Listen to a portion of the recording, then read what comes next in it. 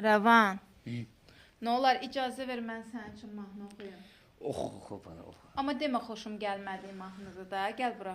Gəl. Bilirsən hansını oxumaq istəyirəm? Bax bunu bura gəl. Gül açdı, bahar oldu. Xoşun gəlmədi? Bəyəndim. Onda davam eləyirəm. Gül açdı,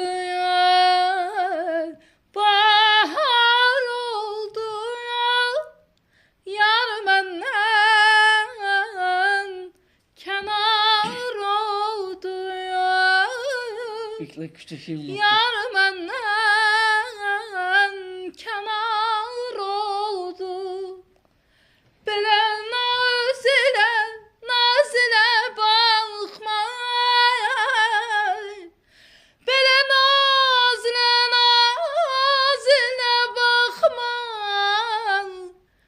məni yandırıb yaxma rəvan, məni odlara yaxma.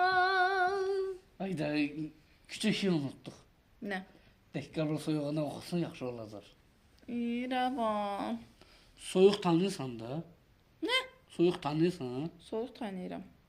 Ona deyim o. Dəqiqələrin soyuğunda. Onu oxudu zəhmət olsa. Dekabrın son günü bizə tutub Soyuğunda. üzünü. Onu oxu. Dekabrın sonu soyuğunda bizə tutub üzünü. Bilsən kim qoşmuşum?